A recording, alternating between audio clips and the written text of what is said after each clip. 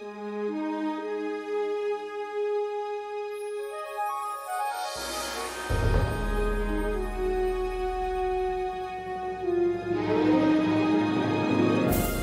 tour CN.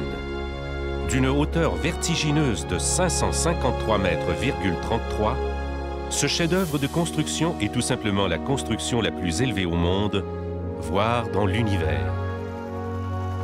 C'est sans surprise que la Société américaine des ingénieurs civils l'a proclamée l'une des 7 merveilles du monde moderne. C'est une splendeur du génie civil sans pareil. Pour les 1537 travailleurs qui ont œuvré pendant 40 mois pour la réaliser, ce fut une expérience inoubliable.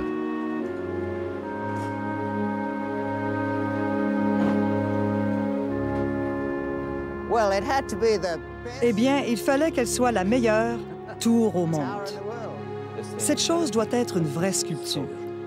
Ça doit être quelque chose que les gens aiment à Toronto, parce qu'ils vont la regarder chaque jour de l'année. On s'est dit, eh bien, nous resterons les plus hauts pendant 10 ans ou 5 ans. Déjà 30 ans et personne ne l'a encore surpassé.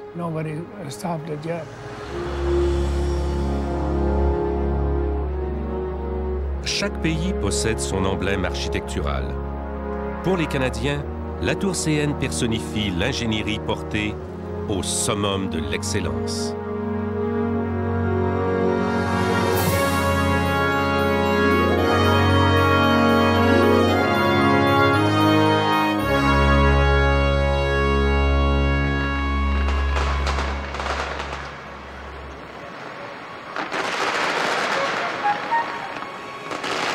On peut vous pardonner de penser que la tour CN fut conçue en tant qu'attraction touristique spectaculaire de niveau international. Elle l'est sans doute aujourd'hui, mais la tour fut créée à l'origine pour un seul objectif, la télévision. Dans les années 60, Toronto, comme beaucoup de villes internationales, traversait une période de boom immobilier. Le problème était que les nouveaux immeubles bloquaient les signaux TV. La solution? Construire un pylône de transmission qui se dresserait au-dessus des autres bâtiments. Il allait donc être extrêmement haut. Et tant qu'à le construire si haut, pourquoi pas? Eh bien, il était naturel de penser à la plus grande tour du monde. À cette époque, c'est ce qu'on faisait. C'était le bon temps. Juste après l'Expo, les gens accomplissaient des choses. Le Canada connaissait une période passionnante. Construire la tour la plus haute du monde posait juste un petit problème. Aucun projet de cette envergure n'avait jamais été entrepris. Quand on construit un avion ou une voiture, il y a un passé. On peut regarder le modèle de l'an dernier. Et on a fait beaucoup d'essais. Dans notre cas, on n'avait pas d'antécédent. Ce qu'on construisait devait marcher dès le premier jour.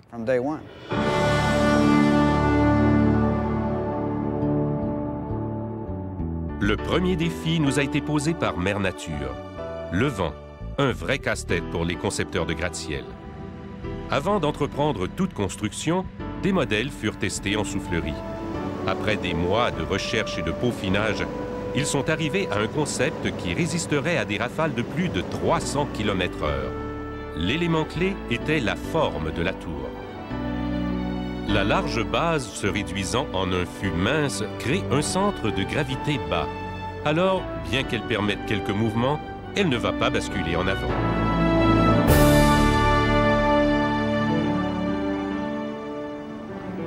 Mais ce n'est pas la seule chose qui tient la tour en place.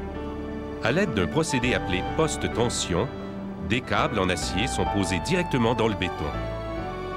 Depuis les fondations jusqu'au bout du fût, les câbles sont tendus raides pour rigidifier la structure. En tout, plus de 120 km de câbles en acier sont utilisés. La tour est un objet unifié, rigide, solidement ancré à la base.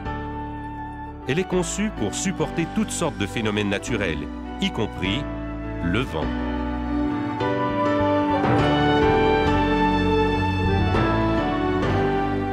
Les laveurs de fenêtres sont familiers des vents rencontrés à la tour CN. Lorsqu'ils dépassent 15 nœuds, pas question de travailler. Je regarde toujours en bas. C'est l'excitation de savoir qu'on est tellement haut. On peut voir tout le monde au sol. Je regarde en bas absolument à chaque fois. C'est plus fort que moi.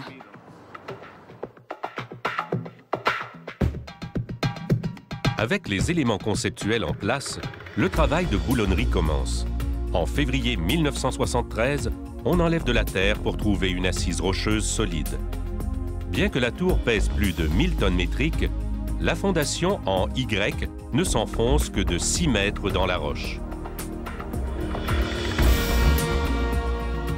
Le fût de la tour est prévu pour être un bloc massif de béton, ce qui veut dire qu'il doit être versé en une seule opération. Comme si ce n'était pas suffisant, la forme de la tour change, décroissant vers le haut. Un moule fixe n'ira pas. Les ingénieurs mettent au point une ossature flexible appelée coffrage coulissant. Et elle commence ainsi à monter sans s'arrêter. Elle monte pouce par pouce jusqu'au sommet, le béton étant progressivement versé. Et pendant ce temps, les pieds sont poussés vers l'intérieur en montant. Les vérins hydrauliques montent le coffrage encore plus haut. Vitesse moyenne, 22,86 cm, soit 9 pouces par heure. Nous devions nous assurer que ce béton avait la bonne température, la bonne consistance, la bonne teneur en air, sinon il était rejeté. Il fallait qu'il soit vraiment parfait, parce que s'il sèche trop vite, votre coffrage ne peut pas bouger. S'il est trop humide, il tomberait du coffrage. Il ne peut pas tenir par lui-même. Il continue de verser le béton 24 heures sur 24. Il faut 8 mois pour achever le travail.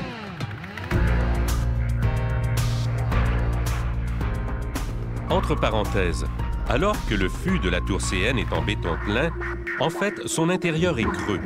C'est là que se trouvent les conduites d'eau, les lignes électriques et les installations d'entretien.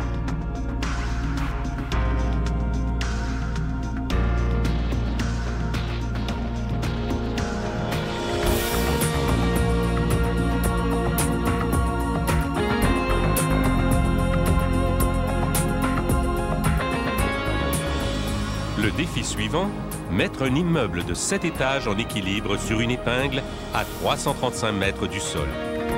Avec 2 terrasses d'observation, 2 restaurants, des aménagements d'entretien et tout l'équipement de radiodiffusion, la nacelle est le cœur de la tour CN. L'ossature de la nacelle comporte plus de 600 tonnes d'acier. À bon escient, la plupart de l'assemblage est effectué en lieu sûr, au sol. Maintenant, il faut monter l'ensemble au sommet. Une fois de plus, les vérins hydrauliques sont employés pour faire le portage. Centimètre par centimètre, l'ossature de 300 tonnes monte graduellement. Travaillant sans relâche, le trajet prendra 6 jours pleins. Une fois en place, une plateforme de béton est créée pour donner un espace de travail aux monteurs de structures d'acier. Ça peut sembler effrayant, et ça l'est. Mais la chose que tout le monde a en tête, c'est la sécurité. Là-haut, on ne s'amuse pas à penser à autre chose, comme au jardinage. On est vraiment concentré sur ce qu'on fait. Ce n'est pas l'endroit pour tergiverser. Il n'y a eu aucune victime. Quand tout a été fini, tout le monde était présent à l'appel. Et c'est ce qui prime avant tout. Les monteurs de structures d'acier sont des durs à cuire. Malgré l'hiver canadien, ils font face pour suivre le programme.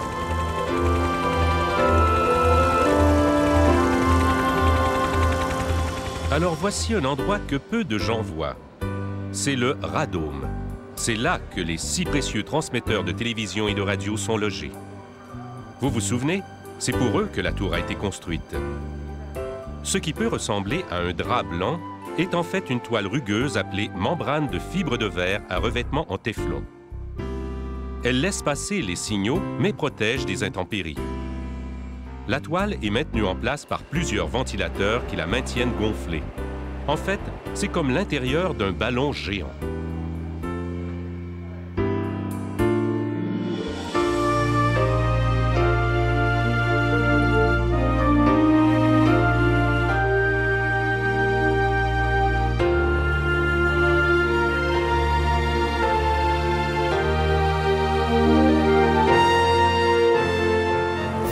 À l'origine, la tour CN devait avoir 2 terrasses d'observation. La terrasse supérieure avait un design classique, avec fenêtres panoramiques pour une vue spectaculaire. La terrasse inférieure, complètement exposée aux éléments, était une première pour les architectes.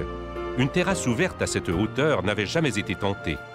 Pour les visiteurs, la pure excitation de sentir le vent sur le visage et d'entendre les 5 millions de gens au-dessous de vous, c'est, eh bien, il faut venir le vivre vous-même.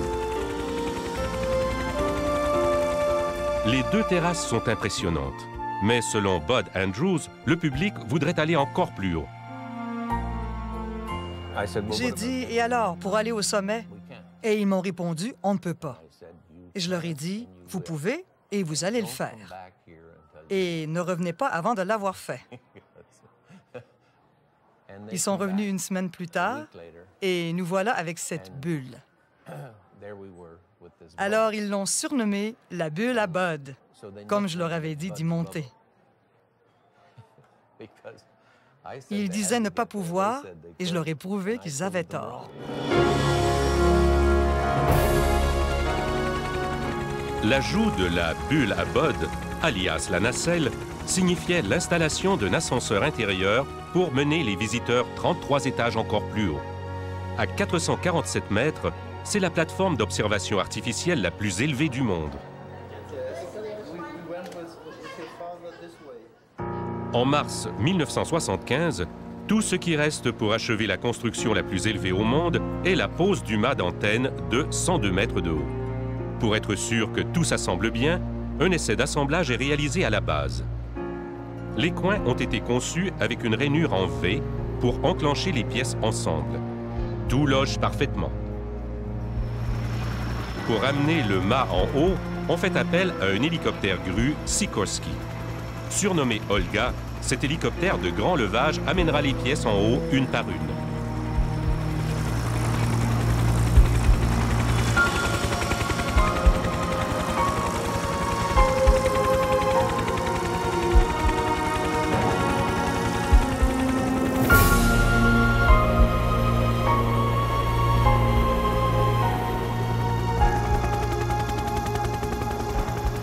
La pose du mât prend 30 jours et 30 000 boulons.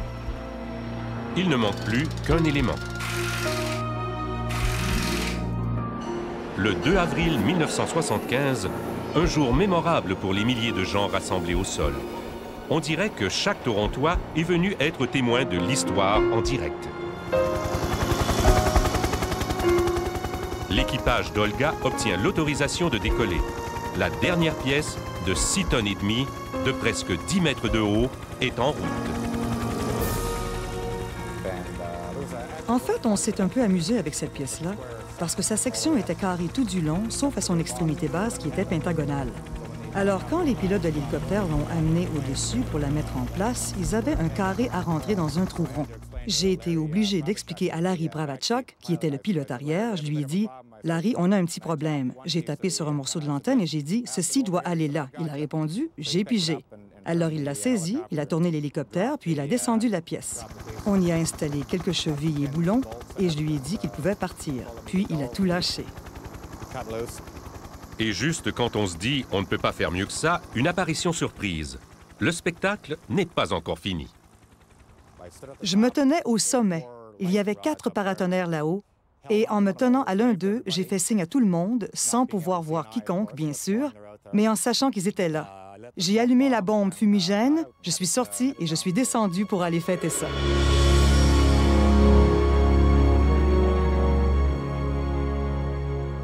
Une fois la dernière pièce en place, le progrès de l'homme passe un nouveau cap.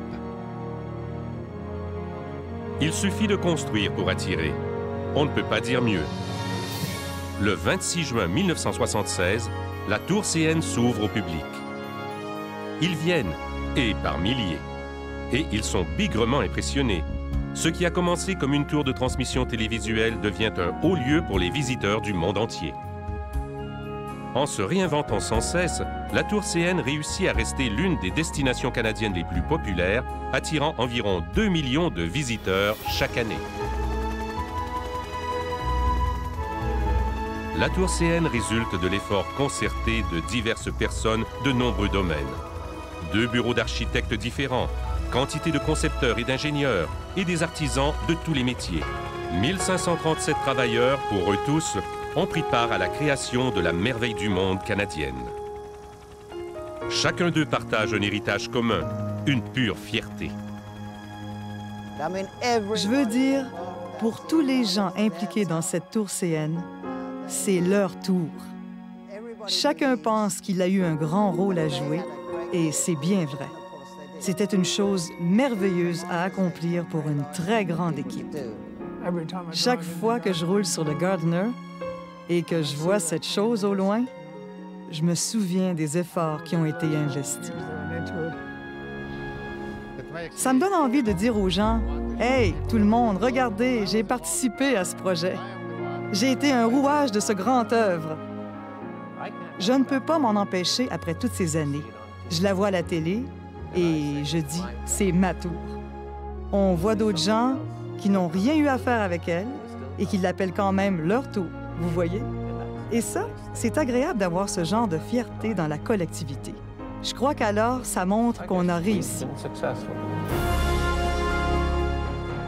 Et plus de 30 ans après les débuts, la tour CN est toujours bien loin devant ses rivales.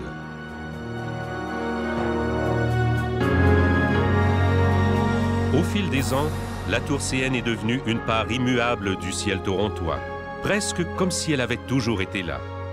Mais la tour symbolise maintenant plus qu'un simple repère local. Cette fusion spectaculaire entre l'éloquence architecturale et la créativité en ingénierie a atteint un statut d'icône, reconnaissable d'emblée partout au monde. La merveille du monde canadien a commencé grâce à ceux qui ont osé rêver, viser et finalement atteindre le summum de l'excellence.